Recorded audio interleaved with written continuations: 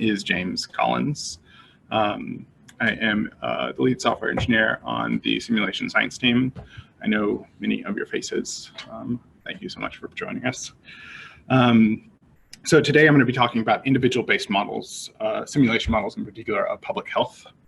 I'm going to be talking mostly about the process of simulation modeling and how we make implementations of those simulation models. I sort of like open style presentations, so if you've got questions or comments or whatever, feel free to stop me and ask. I'll also stop a few times during the thing to see if I'm losing anyone. Like I said, I lead the engineering efforts on the simulation science team. What we do in many ways is similar to what happens on many other teams all through the Institute, which is public health modeling.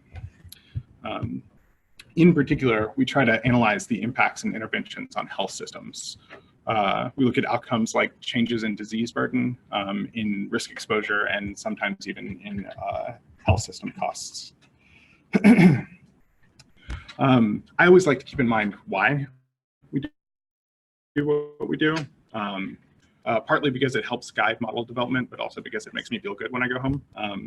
So what we try to do is we try to provide like an agenda-free evidence base for a bunch of people trying to make hard decisions. These are policy and decision makers in many different contexts.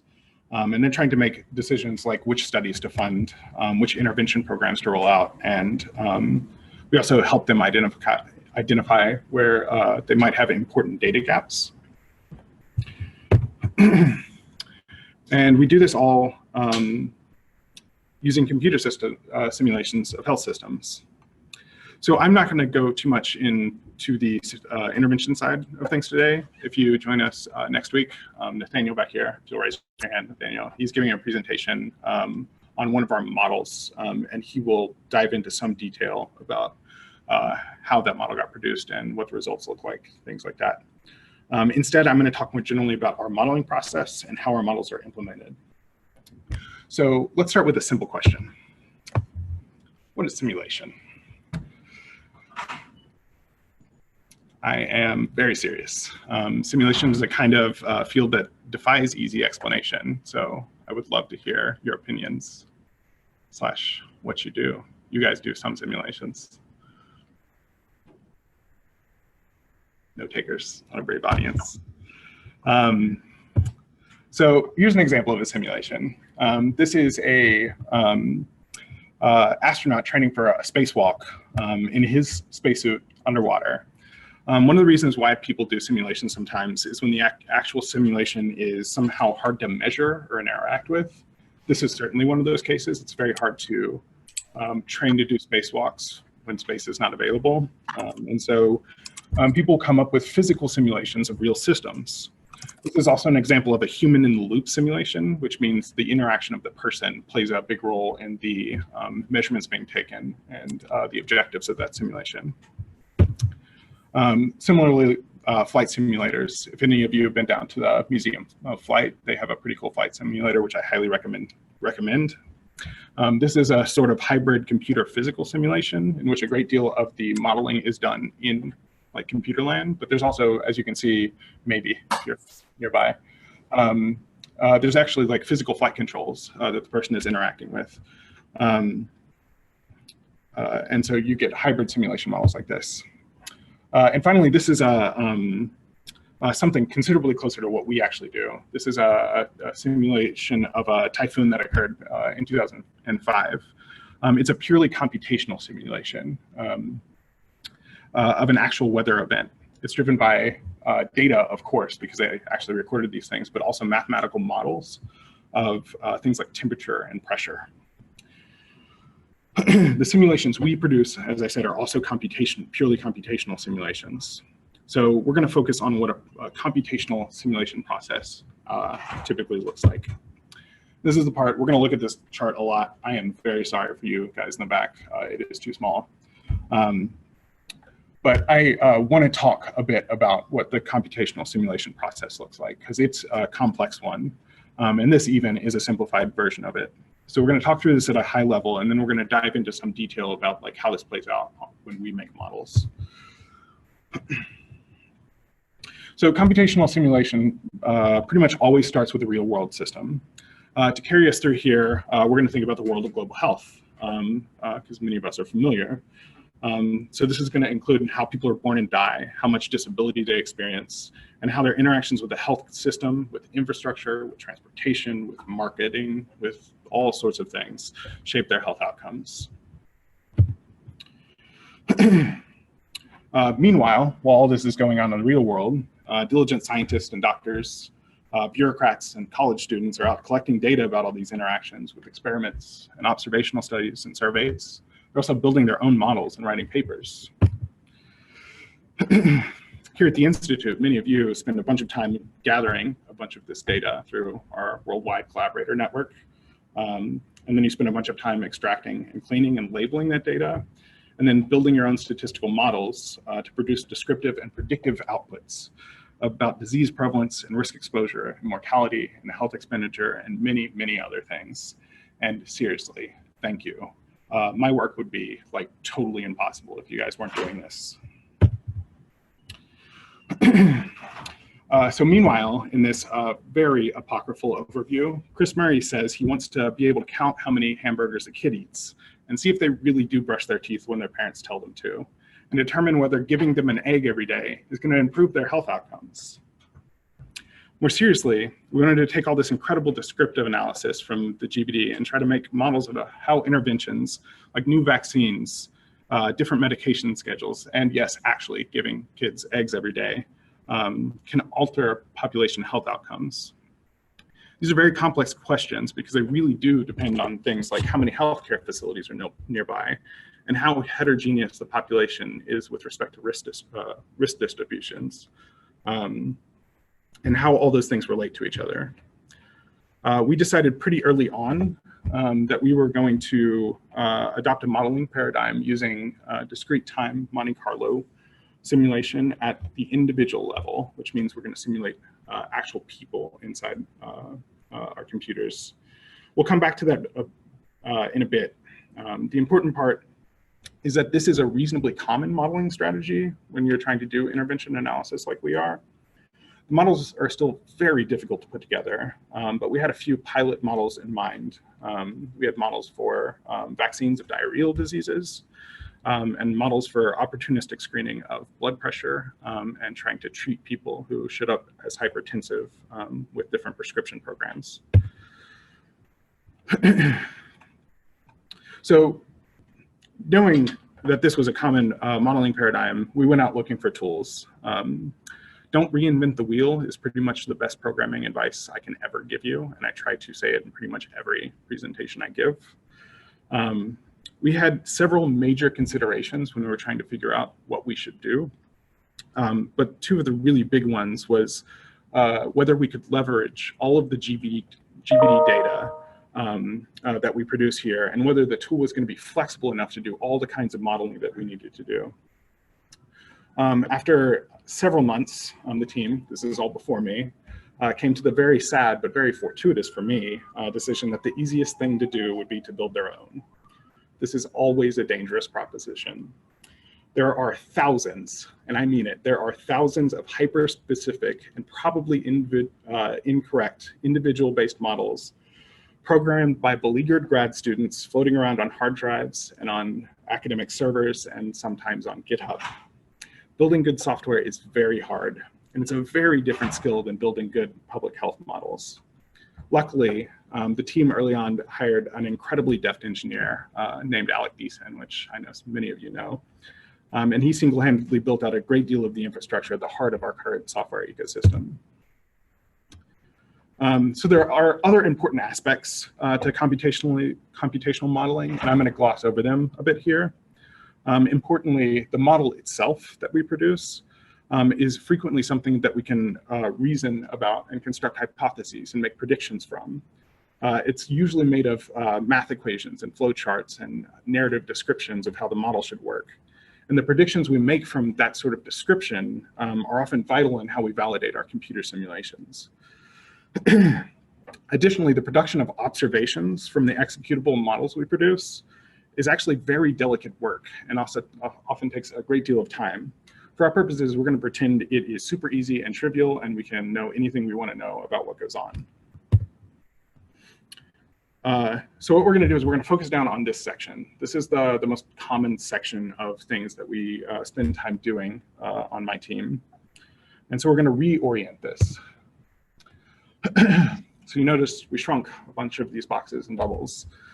The previous diagram is a bit idealized, especially at the start of a complex project. Model building and implementation are typically moving hand in hand, especially early on, as we figure out what's feasible and what's not feasible. When we first got started, everything was incredibly labor intensive. Our first models took more than a year to produce. Some of them are still finishing now. We didn't know what was going on, and we didn't understand our data sources. We built a bunch of prototypes, we threw away those prototypes, we built a bunch more prototypes, and we threw away most of those, but a few stuck. One of the key problems early on in a complex project like this is building a common language for talking about models and their implementations. For those of you who've only ever come into well-established modeling projects, you may one day find that all the jargon we use around here takes real time and intention to craft. And it's one of the most vital things to the success of a project. So here's a picture that more closely describes our current process. What we've done over the course of the last several years is scale up and scale out. We now build 4 to 6 models concurrently with turnaround times of somewhere on the order of 2 to 6 months, depending on both the complexity of the research questions we're trying to ask and the complexity of the real world systems involved. The key piece of this improvement, in my opinion, was creating clear but porous boundaries between the model development process and the model implementation process. Then we focused and are continuing to focus on communication and developing a common language. This common language is built around categories and patterns we found in previous models and their implementations. On the model building side, this language is formalized in templates and procedures and requirements documents that are full of diagrams. On the model implementation side, this looks like software abstractions that mirror the language that is used in the modeling process. As my purview is mostly engineering on this team, I'm going to focus in particularly on the software and model implementation side for the rest of the talk. I do want to mention, though, that one of our previous researchers, Christine Allen, took a paper on our model development process to a conference in May, and it was extremely well received. Unlike software development, where there are far fewer best practices around this sort of research model development, and we should all be talking a lot more about it.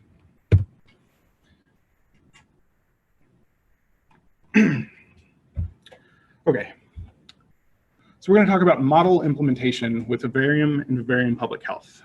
These are 2 things that we build on my team. I mentioned before one of the early decisions we made was to build our models using an individual-based discrete time Monte Carlo approach. Don't worry, I'm going to go through that here in a minute. But this is a generic modeling approach. And one of Alex's early pieces of wisdom was to separate the modeling approach from the public health aspects. And so we ended up with these 2 libraries, one of which is a very generic simulation modeling framework. It doesn't know anything about public health. This could be used to model all sorts of weird things, and we've done pretty strange things with it. It is simply a framework for building discrete time Monte Carlo simulations. Even the individual-based part of our models is not strictly enforced by Vivarium itself. This has made the library incredibly stable over time, and stability is vital in software research. It reduces error rates, it makes the system easier to reason about, and makes reproducible research much, much easier. So, what is a Vivarium simulation? My job to tell you this time. So this is one way to think about it. A Vivarium simulation is just a series of time steps. So what we're going to do is we're going to think about simulating a bunch of people. I've given you 2 different representations of this bunch of people here. One of them is this poor pictorial representation of stick figures and tombstones, and the other is this mathematical representation of these big letter X's with subscripts for time steps. Both of them are representations of the state of the simulation. The state of the simulation is not the same thing as the state of an individual. Rather, it is the combined state of all the individuals. In our pictorial representation, it's this whole column for a given time step of all the individual stick figures and tombstones. In our mathematical representation, we would say have a vector of zeros for all the people who are dead and ones for all the people who are alive. In practice, the individuals in our simulations have many, many attributes. And so X here ends up being a matrix or a table rather than a vector.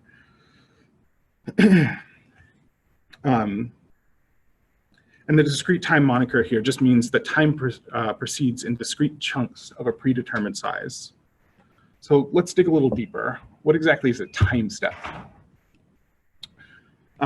So notice the little x here. So I've zoomed down to a single person. This is because for most of our simulations, the individuals don't directly interact with each other.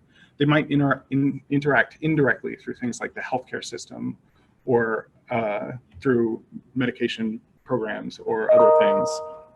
But in many cases, we can think about them independently. And so then we can think about our time steps as essentially a big loop over every individual in our simulation. And for every person, we make a series of decisions. So cool, what's a decision? So a decision is a process that we use to ask and answer questions in our simulation. Some decisions are deterministic, like how much older do I get? Our time steps move in a fixed width, so a person's age increases by exactly the size of one time step, as long as they're alive. Some questions are harder to answer though. Do I die, for instance? Well, maybe not. For these kinds of questions, we have to turn to some early 20th century mathematicians. Hello, Monte Carlo. No, I'm serious. The Monte Carlo technique is actually named for the Monte Carlo casino. And the reason for this is much of the development of Monte Carlo techniques was done by mathematicians working on the Manhattan Project. Since the work was secret, it needed a code name. And one of the mathematicians had an uncle who liked to visit the Monte Carlo casino on his off days. So, you know, naming is very hard. So how does the Monte Carlo technique work? Surprisingly, it's pretty straightforward. We have a question, and likely we have some data we can bring to bear on the question. We use those two to create a probability that the thing happens. This is not a distribution, rather it's an actual number between 0 and 1. We then do some computer magic to get a random number and sample that probability to determine our answer. I'm being a little glib and hand-wavy here, so let's look at a concrete example. So we're going to go back to that question. So we're considering an individual person on a time step, and we're asking, does that person die? Well, we have all of this marvelous GBD data about mortality. We go to our survival analysis textbooks, and we can find a precise mathematical way to ask this question. What is the probability that the time of my death is between now and the end of this time step, given that I know the time of my death is later than now? This even has a nice mathematical equation that works out if we make some very careful assumptions about what our mortality rate means. Then we take a uniform random number, a number evenly distributed between 0 and 1. And if that number is less than the probability, we say, yes, you died. If it's not, we say no. And that's really all there is to it. It's essentially deciding uncertain things using a weighted coin. So let's recap quickly. A simulation is a series of discrete time steps of a known size.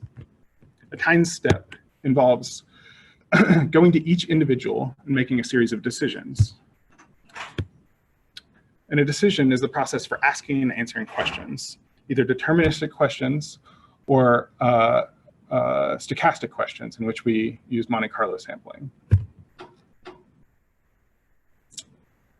So what do our models actually look like?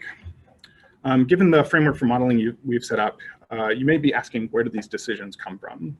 And we're going to look at that question with some examples. So this is an example of what we call a concept model diagram. It is one of our most frequently used modeling tools. This is a semi-formal description of the causal relationships in our models. All the way over on my side, which is the left, is the demographic model. A demographic model is at the heart of every simulation we produce. It dictates the shape of our starting population and how the population counts and demographics change over time. Just to the right of that, we have all the causes explicitly included in the model. All causes of death are tracked implicitly in the mortality component, and we'll come back to that maybe a little later. The arrows between the causes in mortality,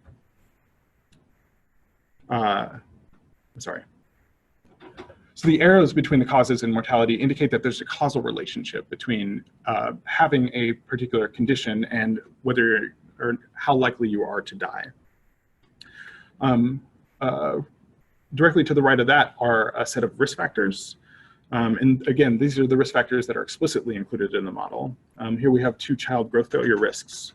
And whether or not an individual is experiencing child stunting or child wasting makes them more or less likely to experience any one of these diseases. The red arrow between wasting and protein energy malnutrition indicates a path of one relationship, which is GBD's favorite way of annoying me. Path of one relationships are special, and they're sometimes unique relationships between particular risks and outcome pairs. And finally, on the very far right, we have our fabled egg-a-day intervention with its proposed causal effects on the exposure to stunting and wasting. This is somewhere on the simpler to moderately complex models that we've done. But it's already much more complex than we would have any reasonable amount of hope of getting through in this time period. It is a fair representation of the kinds of models that we consider, though. One of our previous PBFs based his thesis on a comparison between this model and another. So for the remainder of our time, we're going to look at a much simpler model and its constituent parts. So in this model, we've stripped away many things. There's no intervention here. There's no fertility model, meaning we're going to be working with a closed cohort. However, there's still more than enough here to discuss. And I think this is probably, I ran over my first stop for questions bit, so please, I know some of you have them. Yeah.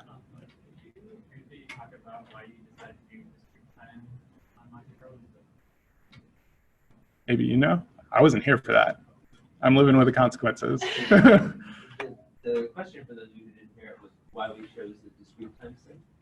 And that's a sort of expert question. So if you haven't been exposed to this, you might say, what alternatives are there? The major alternative, the way we saw it when we were starting this, was what's called the time to event model. And so if you remember a picture where James showed a series of stick figures marching delta t, delta t, delta t through time, the time to event alternative says, look at all of those people and say, how far can we go forward before something else happens? So instead of having a fixed delta t, figure out appropriate adaptive delta t based on all of those people. And I thought that would be more complicated to use time to event than to use discrete time. And that once we were doing the models that we really wanted to do, it wouldn't be faster. The reason people prefer time to event, I think, is because it can be faster in a lot of cases. So it was, in some ways, it was an executive decision. And if you know that there's other simulation going on here, Dave Smith has gone the other direction for his malaria study, which very much focuses on time to event. Still to be determined how much I'll regret it. But, so the delta T approach is a little more brute forcey, but it doesn't require any other modeling to come up with a time to event. precisely. What kind of delta T is up to you typically? Years or months or? So it's going to be it's usually determined by how big the biggest rate in your system is. You sort of are making an approximation here. You are saying that I'm going to pick a delta T that's small enough so that probably 2 things don't happen in the same time step to the same person.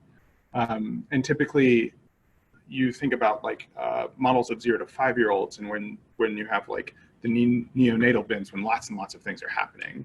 And for those, we'll take one-day time steps or half-day time steps, depending on how much resolution we need. But if we're modeling, for instance, here, ischemic heart disease, which takes place in much older people and at much lower rates, will take full months as time steps. Yeah, go for it, Kelly. Go ahead, it's a separate question. Oh, so I wanted to, like, one more thing about the time to event versus the discrete time. One thing I really like about discrete time simulations is you can think about the simulation in this very easy way of saying, does something happen in the next span of time? The time to event way of looking at it, you have to think about, I have all of these possible things that could happen. And what I'm saying is, when will the next thing happen of all the things that could happen? And then which one is it? Which is a much more difficult modeling paradigm to like explain to people, I think. Yeah. So with discrete time versus prediction, even if you have the issue, you don't necessarily run into interim correlation in your signal. I'm sorry, you're asking what? So if you have this time to event, then the long correlation with your observation is supposed to be. Do you still observe that kind of event in your signal? I'm sorry, I can't totally hear you. I also can't walk away from that. Is it like, or is it the observation correlation dependent on the correct? You don't necessarily have an issue. Yeah, so the question is the correlation of observations going to depend strongly on the size of the time step we pick, because that's a thing that you just don't face in time to event models. And the answer is definitely, and you very easily see when you've done something wrong. Many things will be wrong in your model. One of the problems is like getting it slightly wrong, but we spend a lot of time doing essentially verification and validation work on baseline models like this before we introduce interventions to make sure that we've selected the right set of model parameters. Yeah, Kelly. I know you, but I want to hear you explain. So are you able to go back to the other diagram? So the arrows between risk factors and causes and mortality are informed by sources such as GDP, but where do you inform the arrows between the interventions and the risk factors? Fantastic question. So we have our own team of researchers and data analysts who spend a lot of time out reading research literature to determine very simple things like what's the definition of this intervention, and then work much harder to figure out what are reasonable ranges for the expected effects of these interventions. This is like, what's the right way to phrase this? So I know that the risk factors team tried to do interventions for a little while, and I don't want to disparage any of you on the risk factors team, but I know they quit because it seems really hard, and it's very hard. And so we like, that's one of the major considerations that we have to think about when we are out talking to our clients, policymakers, and things like this, is frequently we run into situations where there's really just not enough evidence. That is almost always the case. Or there's like one randomized control study, just one, and we have to go, should we model this? Is there enough information? Is it of interest? And figure out exactly what decisions we need to make around that in order to be ethical in the data we provide to external audiences. I'm going to start repeating questions. Okay. So one thing you'll notice about the nature of these sort of causal diagrams is that they're naturally modular. The public health modeling tools we've built in Vivarium and Vivarium Public Health mirror this modular structure. The highest level interface for Vivarium simulations is a file that we call the model specification file. It's illustrative to see how this interface mirrors our diagram here. I'm gonna flip back and forth a couple times. So this is one section of our model specification file that describes a set of components that make up the logical structure of the model. you'll see we'll have a thing that does population, whatever population means, which we'll talk about in a minute. It does mortality. We have a disease model for ischemic heart disease. And then we have a risk and its impact on, in particular, the incidence rate of ischemic heart disease. And if we look back here, this is almost exactly how this model is structured.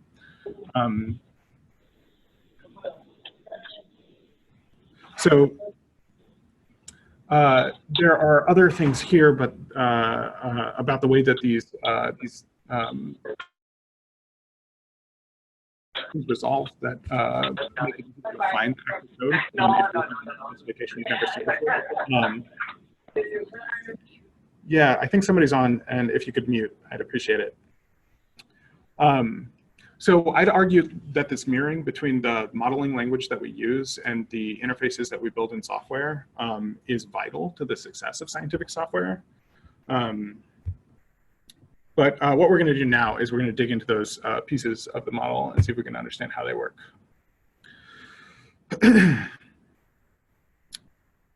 Okay.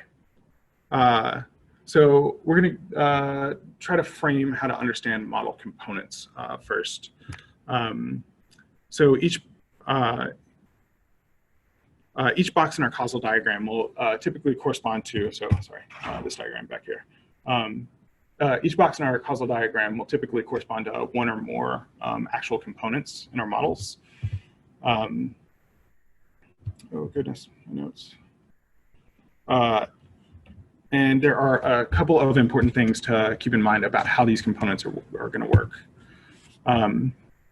So components themselves are going to be responsible for a small set of attributes.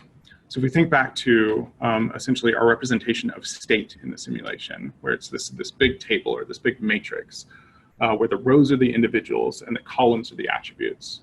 The way we've broken things down is that the components end up responsible for managing all of the information about individual columns in the simulation. With respect to these attributes, the components are going to be primarily responsible for three things. The first is that they have to initialize these attributes at the beginning of the simulation. If we think back again to our toy model of the simulation, we had this one special state, the starting state, we denoted as x0. This state is constructed piecemeal by all the different components. And they have to do sometimes some pretty complicated sampling in order to figure out what that distribution looks like.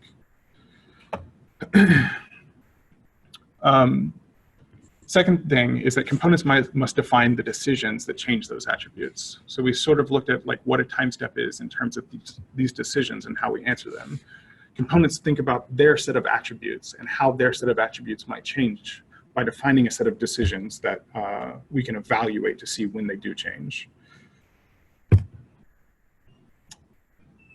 And finally, components have to define their relationships with other attributes that they don't manage.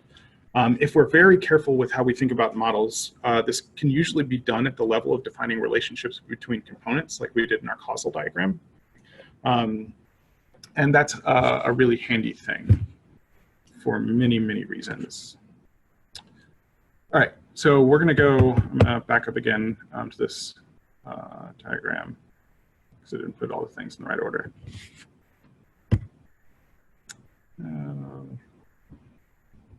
I see a different thing than you guys think.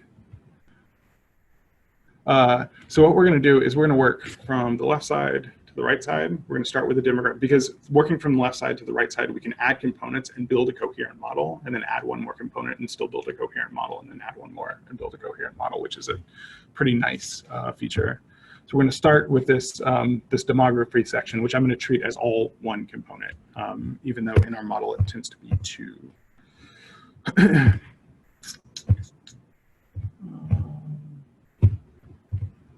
hate this. What is happening?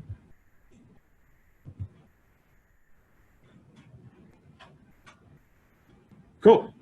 So as we said, components. We're going to talk about the demography component, and we're going to talk about the attributes it manages. So this is the set of columns in the state table, which the demography section of our model is responsible for. These include how old each individual is, what their sex is, whether or not they're alive, and what their mortality rate is. There's a handful of other things because we're going to see an actual example in actual code here in a second, but they're not super important to us in this model.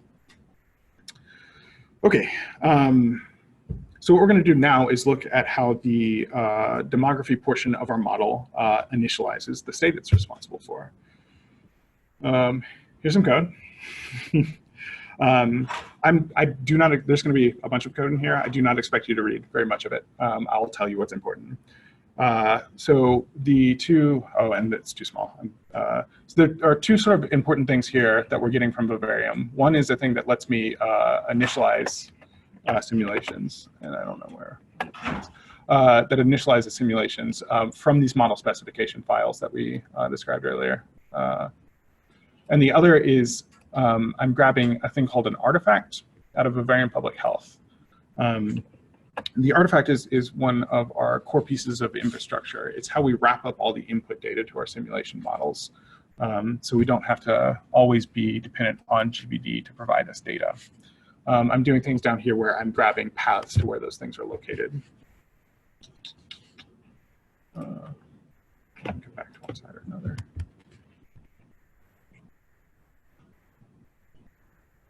Did things happen? This is just plotting code. Don't worry about it. Okay, so here we're going to be setting up a simulation so we can do some comparisons. That other ugly second line is just me being lazy about making multiple model specifications. Is it executed? So population.head. It is not executed. I got to raw execute stuff. So sorry. Oh, this is not good.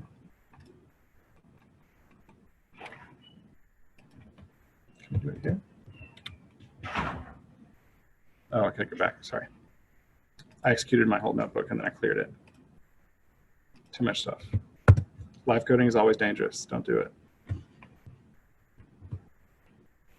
Execute things.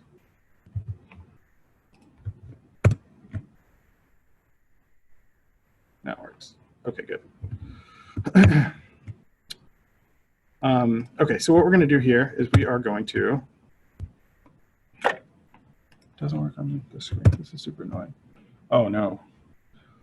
This very small table is the population state table. Microsimulation for a reason. We call it microsimulation for a reason. Thank you, AB. Okay, so I'm going to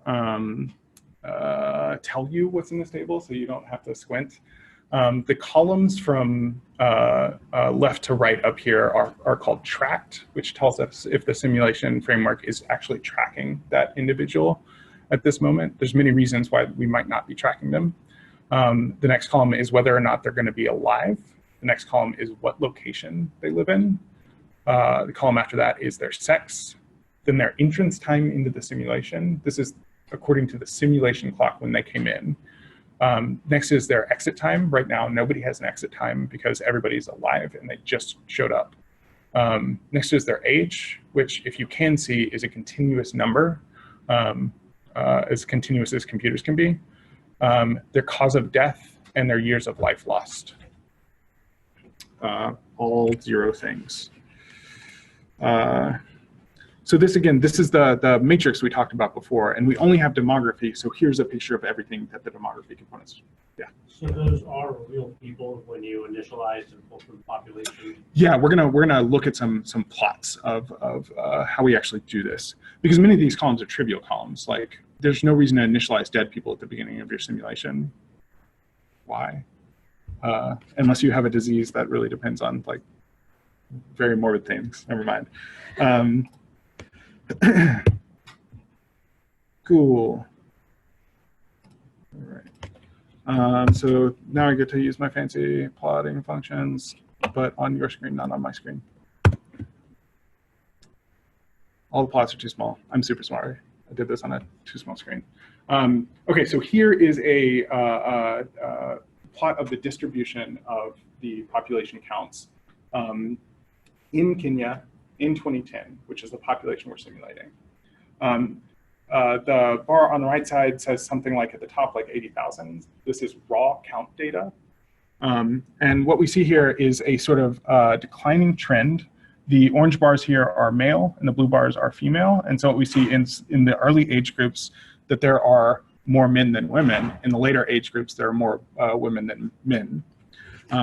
Again, this is from GBD, so we hope we match when we initially sample, and I'm gonna have to run everything, it's gonna be great. And this is the population we produce in our simulation. What we see is a relatively similar trend. A thing to note is we are only sampling 5,000 people, so we expect our distribution to look much noisier than what the actual distribution accounts in the data looks like. Even so, we still observe the same overall trends. In the early age groups, there's more men than women. In the later age groups, there's more women than men. This is not a robust validation, but it is a good thing to do pretty early on in your modeling process. We'll get to something slightly more robust later, but the real deal is write unit and integration tests for your models and your code. Oh, goodness, I've lost all control. So one important thing to note is that we're not just duplicating the bin sizes, because that would be a sort of trivial. I'm no longer using Jupyter Notebook slides for this stuff. We're not just duplicating bin sizes. That would be a sort of trivial way to sample GPD, to say, I'm just going to draw from probabilities weighted as the thing and assign everybody to, I don't know, the beginning of their H bin, or uniformly assign them to the H bin. That might work for the initial population, but as the population evolves through time, you're going to get giant discontinuities. If you get into like 1 year later, when it's like whole bunches of people haven't moved on. So if I don't advance, but actually plot the thing, so here's a histogram of the actual, like the underlying age distribution. Everybody's got their own age, so like I could make this 5,000 bins and there would be 5,000 little bars. But we can see, like, we can bin this finer and finer and get pretty good resolution in the age, and it still reproduces the GPD distributions, which I think is pretty cool. Let's go move on one of these. I'm just gonna use little arrows. That's how it goes. The other thing we're responsible for, everybody's alive. It's good news. Always check the obvious stuff. It'll save you lots and lots of things. Okay, so we have a pretty different way of accessing the mortality rate. This is really important because the mortality rate is one of the attributes that other components will want to alter. And so if we look at what the mortality rate for all the individuals looks like, data that we access this way is typically backed by lookup tables from GBD. We are literally just going to GBD and say, hey, give me the value of this based on the attributes of people, because GBD is providing us age and sex and year-specific data for every location. So what we see here is specifically the age and sex bins and how the mortality rate varies. We see clearly that everybody in the same demographic bin just experiences the same mortality rate all the time. This is not an accident. And Vivarium itself already has hooks that allow you to, if you are so inclined, implement your own interpolation strategies or disaggregation strategies. If you think you hate bin data, go for it. We probably will shortly. Okay. So that is a description of how the demography model gets initialized. We produce realistic populations. They have semi-realistic mortality rates, but they have mortality rates that are coherent with GPD. How does this model evolve? We already looked earlier at how Monte Carlo decision gets made using the example of do I die?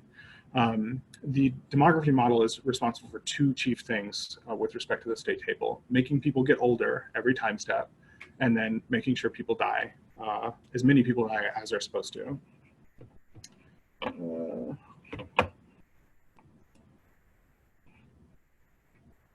So what we're going to do is we're going to run a simulation and see if that stuff happens.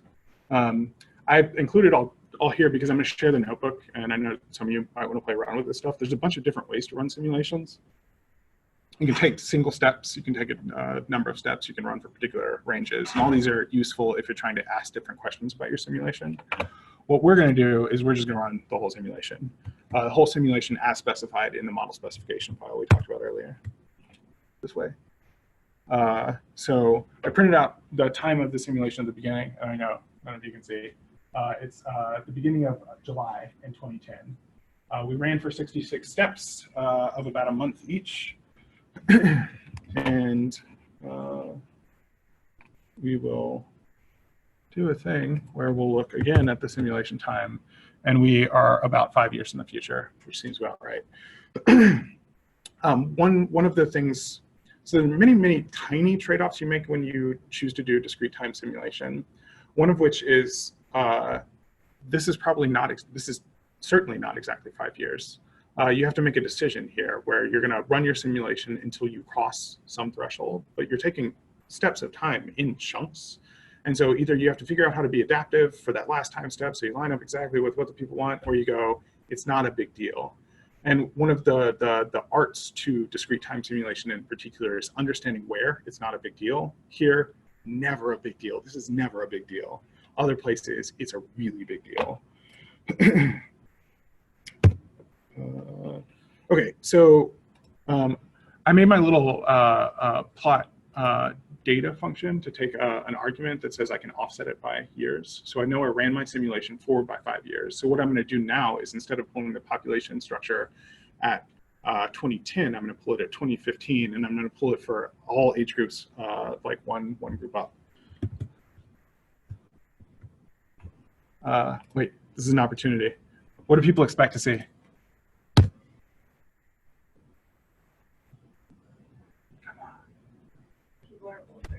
People are older. Excellent. What about the shape of the distribution? So we had that one, like this thing. Similar shape, but you're missing the first 5 years of age. Looks the same. If you are sitting any further back than the front row and can't read the x-axis, it's the same. It has the same trends. Males are more males in the early, more females in the later. If you're very attentive, you'll see that it has shifted by 1 bin. And then we, through one of these buttons, one of these mini buttons, do the same thing and plot our sim data.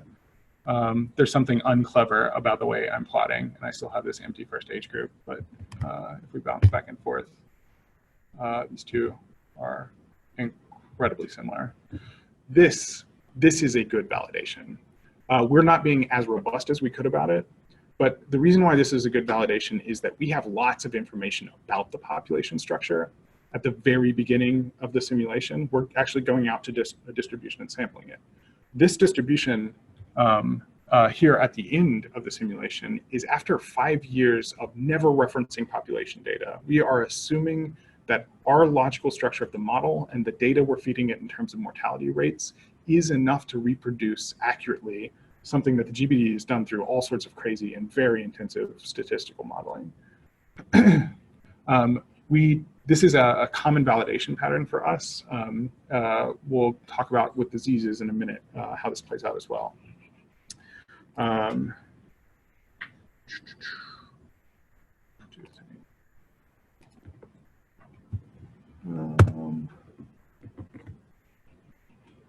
Why do I have 3 Jupyter notebooks? I don't understand. This is just to say I'm not lying to you. People are actually dying. I didn't just like age people forward 5 years. Or I'm really clever and can't get my technology to work at the same time. This is another thing I didn't show you at the very beginning. So we can get the mortality component records causes of deaths. Right now there are no causes in our model, so all causes are other causes. Okay, so the last bit of our thinking about what a component does is how the component relates to other components in the system. There's sort of a trivial bit here. There are no other components in the system. But a lot of the reason why we started here is that the demography component is core to everything else. And it doesn't explicitly link to other components and other attributes in the same way that other components will declare their relationships. Instead, it governs age and it governs whether or not people are alive. And pretty much anytime we are asking what a rate is, we filter down to a conditional in which if you're alive, I'm never going to ask if you're dead. And so all of the data that we use is in those situations is conditioned on people being in the appropriate state already. This is unique to the demography component, regardless of, I don't actually know if I have enough background to say this, but I'm pretty sure most simulations, you'd always have a bootstrapping problem at some point. You got to kick off the distributions. All right, cost models. This is where stuff starts to get interesting. And by interesting, I mean fuzzy and complicated and hard to pin down. Yeah, what is ischemic heart disease? We're going to look at some examples, some real, quote unquote, real life. These are real modeling decision examples for various reasons. So here's ischemic heart disease. We're going to call this the SI model, which is terrible and a sloppy application of common epidemiology terminology, but it's useful and utility beats out sloppiness pretty much all the time. This model says you are either susceptible or you have ischemic heart disease. If you're susceptible at any given time, you might become, you might like get ischemic heart disease according to some incidence rate. But if you already have ischemic heart disease, there's no escape. It's with you forever. You're either going to die of ischemic heart disease, you're going to die of something else, but regardless, you're going to die with ischemic heart disease. One thing to notice here is that the mortality is not explicit. The mortality is back up in our causal diagram. We are essentially down a level, and we'll talk more about that in a second. Here's a model of IHG. There's one more state. There's 3 more transitions. Fundamentally, this is a very different model. I think we call this IHD with remission. There's some new things to note here. The rates are clearly defined with respect to the states that they are coming out of, which is really, really important. Getting your denominators right with the data is one of the hardest problems in simulation, regardless of the kind of simulation you're doing. It's very, very hard. And the other bit is that we can have all kinds of bases for transitions. Here we have some duration-based transitions. Some interesting things here is I've been told by different, go, Drew. The GBD calculates age rates as a function of the age of the person. Uh-huh. Are you calculating rates as a function of the age of the person, or also as a function of the time since they entered the state? We are calculating it as a function of their age and their sex in the current year, because we are using GBD data to inform that, and the rate data we use varies by year, even for a given demographic bin. We typically also consider exposure to anything that affects this cause. So if I've got risks in the system, those So risks. age-based, not really time in the state. No, so Acute diseases are not in your address. we do acute diseases, and we do them with this model, and we validate against GBD. But the other, so I've got one more, which I had to shrink to get it all on the screen. This is also IHD. All 3 of these are models that we've done, or at least considered very strongly doing, based on GBD data and sometimes a little bit of extra data, because this is the problem of modeling. Separate from the problem of implementing simulations, this is the problem of modeling, is what the hell is IHD? I don't know. And at a certain point, you just have to make decisions, but you have to remember that those decisions are essentially your assumptions, and you gotta tell somebody about them. What can I say? My team really likes modeling ischemic heart disease. Okay, so another bit here. So just like the concept model diagrams that we had before, these models of diseases are a semi-formal language, and we can turn them into actual code. This is, again, like a really important thing to do with scientific code. You want the models and the code to look like they belong and match together. Here's code. It looks like a lot. It's not a lot, I promise. And I'm actually going to walk through this. Cool. So up here is a description of our SI version of the model. And what do? I make a susceptible state. I make a with condition state. I tell the susceptible state that, yeah, it can go back to itself every time step. I tell it it can also go to the with condition state. And I tell the with condition state, the only place it can go is back to itself. And I go, I'm done. That's my disease model. We could walk through the same thing here, and we'd see we'd be constructing the same kind of thing, except I'm telling it different information about rates and durations and stuff like this. And I am definitely not doing that last one, because that last one's crazy. We're 2-minute warning. Cool. I am going to stop for questions. Yeah. You said that there are different bases on which could define that transition, and that you guys using, or in that example, you're using duration. What other sorts of, are they all time-based? So the way to think about this, right, is so the question for you guys on Slack is these different kinds of transitions, like what is the basis for them, and like how do they work, right? Or you said there were many different kinds, and I'm wondering if there's like that looks like the, I don't know, the GBD like papers that talk about, or like the really simple models, and it's always like duration based on what I've seen, and I was wondering what other kinds of things might define those arrows. Yeah, so this can actually get quite complex. Kate, who's sitting right behind you, one of the first models we worked on was a diarrhea model. And GBD models diarrhea as with many, many different etiologies. And so we had a model that looked like this model, except with a remission arrow going back. Oh no, stop it. Except there were no rates in this model. What we had were 13 other models that looked exactly like this for all the different things that could give you diarrhea. And so this transition happened anytime any one of those transitions happened. And the transition back only ever happened if all of the other 13 etiology models went back the other way.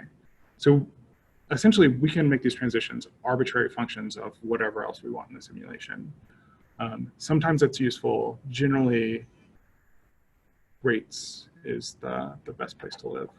And the things that were based on, were those randomized off of other things, or were those like at the root, is it?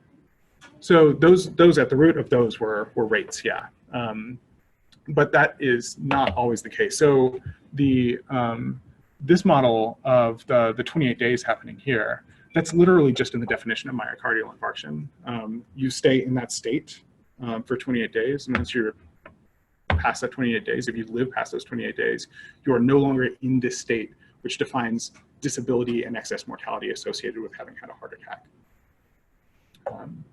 So sometimes it comes from data, sometimes it comes from definitions, sometimes it comes from many other things. Like we've done models where we look at sequela, which are the things that sit right under causes, but those are usually based on they're sometimes based on severity splits, which is to say, I've got a disease and it's mild, moderate, severe. I don't have any rates associated with that. I just know every case is one of these three things and they have probabilities, right? Yeah, good questions. I'm over time, but I am happy to take more questions. I will stand here and do this all day. What's up, Kate? What questions do you answer? What questions do we answer? Like, what do you use the model for? Yeah, excellent. So try to tip this off at the very top. So we do different kinds of things. One of the biggest ones is what's called cost effectiveness analysis. And this is when we look at how much burden, usually in terms of DALYs, though we can do it in terms of like YLLs or YLDs, how much burden an intervention averts in a ratio with how much the cost to the healthcare system change, or the cost to usually the healthcare system, but it can't be other things. But in order to do that, we're not running one simulation, we're running two simulations. One in which we don't do anything, and one in which we do something really big and drastic usually. And then we compare the results of those two simulations. That's a whole nother thing for a whole nother time, but it is a very interesting process. Other things we do is try to help people figure out if they've got some clinical trial results about a drug that might be interesting, what would happen if they scaled those clinical trial results up to a population intervention with some ideas about who's going to take it and how hard it's going to be to deliver, which is some way of giving them evidence about, is it worth it to do this or not? When you want to scale something up like that, how do you, and it's something that hasn't been implemented before, how do you know that you're scaling it well? How do you know you're scaling it well? If you don't have something to validate it against. So we always have something to validate it against. I think if we make models that we can't find ways to validate, then we're not doing our jobs right. What I mean, what's the right way to say this? I think I understand your question. I think I might have misinterpreted you there a little bit. So what we typically do is we do all of this work to produce a baseline model. And this baseline model is supposed to be a description of the world as it actually exists. And sometimes that includes the intervention that we're already trying to like mess with anyway. So a thing that we were working on for a while was rotavirus vaccines. Rotavirus vaccines are everywhere in different coverages. They're using different kinds of vaccines, but they're there. And so our baseline model had to actually take into account the existing coverage. And so doing that sort of thing gives us an existing mechanistic model of the world that we can then go say, well, when we run our simulation, do we reproduce the cause-specific mortality rates that GPT says are supposed to be there? Do we reproduce the disease prevalences and the risk exposures? If so, our model is probably structurally valid. So then when we go to do things that are outside the scope, like actually alter, like do interventions, we have some confidence that our interventions work as we think they do. But the other side of that is a lot of the very intervention end of it is up to expert opinion. Again, it's a place where there's frequently little data. And so you go talk to the people who know the most about this and try to get their credible best estimates of how a system works. Yeah. As a group, do you have kind of a system set up to go back and update models and or validate them, whether just as long periods of time goes on or something happens, like a trial ends up, going out to the book or something like that? Is that sort of set up systematically yet within the group? It is almost set up systematically. So we have at this point built all the tools. We're working on this process that is essentially model archival, in which we package up. So we've done all the individually the things, because like what makes a model reproducible in that way, and what makes a model that you can go back to 6 months later and go like, I can still get the same results and update it with this new stuff. You need to make sure you can get all your input data. You need to make sure you can get all of the like code logical dependencies that you need, and what else? I don't know. That seems like it, right? A description of your model. And so this data artifact piece that we built is essentially a way of taking a snapshot of a slice of GBD at a particular place of time, sticking it in an HDF file, and we usually put them in the repositories themselves when we're archiving. Otherwise, they live somewhere out on FastFS. The code, on the other hand, I've spent like an enormous amount of time in the last year or so building a strong version structure, and so this is a thing I didn't mention. It's like we are, I think, the biggest open source project here. If you look at the IHME's GitHub, like it's 90% our repositories and like 10% somebody who likes GitHub. I don't know, 80 sometimes. And what that means is like we've put our stuff out on GitHub, but we've also packaged it up and put it out on the Python package index. So like random strangers can just like pip install my thing. They're out there already? Yeah. Which makes it really, really easy, because then I just have to say in my code, in my setup file for my libraries, this is totally another thing. Like I will teach you all how to build libraries out of your code at a different time. It's really important, and not enough people know how to do it. But then I can just like in the setup file for those things, just go, this version is this version is this version is this, and it's frozen forever, right? As long as I don't change that file, it'll work. You said that, I forget what you called them, you have different things represented, responsible for subset of columns, like the market, one of them. They ever interact? Yeah. So this is I made it almost here, and as long as you guys are sticking around, I will stick around and talk about this. So Why don't we wrap this up and take our speaker? And it seems like there's interest in doing another one of these. Yeah. So next week you can hear us use it, and maybe sometime soon after that we can get James back for more of the details. But I don't feel like I can trap everyone in the room. Everyone who wants to stay, it looks like we're not being. oh yeah, out, it's like. Thanks so much. Guys. Thank